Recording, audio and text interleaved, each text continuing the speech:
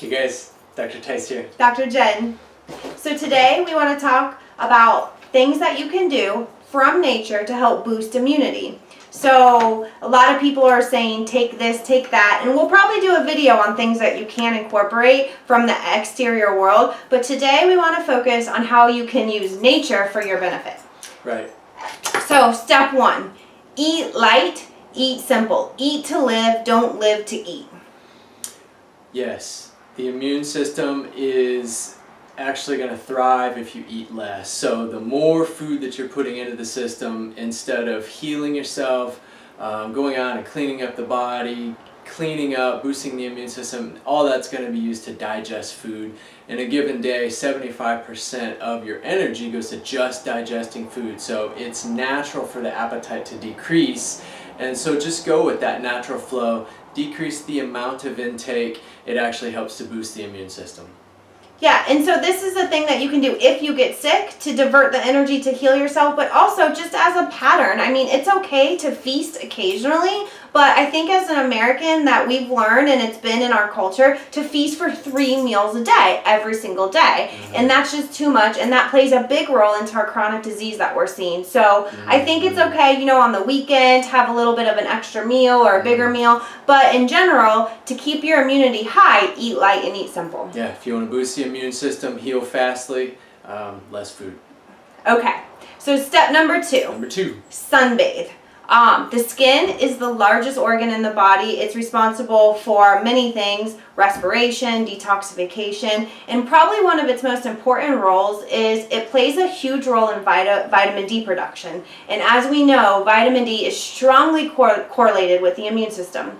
Right, so the body is actually going to be receiving that electromagnetic energy from the sun. They're actually photoreceptors that are in the eyes, and they stimulate a very subtle stimulation, but it actually serves to not only boost the vitamin D production and enhance the biochemical markers of the immunity, but there are also some more subtle things that are happening that are going to actually charge the body, charge the immune system. So good to be out in the sun, 10 to 15 minutes in peak time, no sunscreen. So just let the natural light fall on the skin, tremendous boost for the immune system, good habit to get into daily anyway. Okay, so that moves on to step number 3.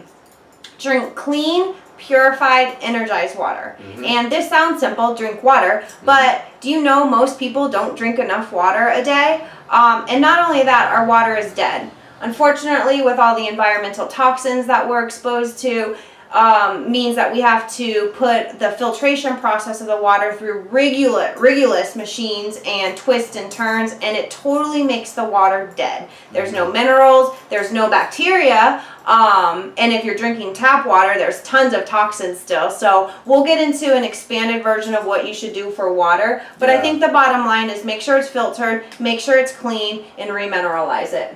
Yeah, absolutely. We could spend a long time talking about water, and we will do a video on just water. But the point is, like Dr. Southard said, stay hydrated. So to boost the immune system, 2 to 3 liters of water a day is a good rule of thumb. Again, good practice to get into. Main take-home points: make sure that it's filtered, make sure it's purified, make sure it's re-energized, make sure it's mineralized, and hydrate throughout the day. Great practice. Okay, step number 4. Ground yourself barefoot with your feet. So more and more, think about it. When was the last time you walked barefoot on the earth? Not the concrete, not inside, on the earth, in the dirt, on the sand. And probably a majority of you might have to actually really think about this. Now, there's some of you that just naturally don't like shoes on your feet, and I'm one of them, so it's not a huge issue for me. But we were meant to touch the earth, to connect with the earth, and we've lost that. So one thing you can do is on a daily basis, if not daily, at least weekly, is get a good walk barefoot. Now, if you live by the coast, that's a great way to walk on the beach barefoot. Another way is if you have a yard or some type of park area that you can take your shoes off, plant your feet, and connect with the earth. Right, again, you're literally plugging in. So there's a pool of electrons around the earth, and when you are barefooted, there's actually an exchange there, and many toxins and things that are in the body when the immune system is trying to work, you can discharge that by walking barefoot.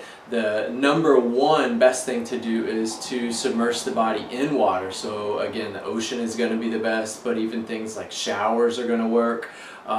And getting barefoot on the ground, going for a walk, getting outside, again, the really basic, these are some of the foundational things that are going to go a long way to boosting the immune system. Get grounded.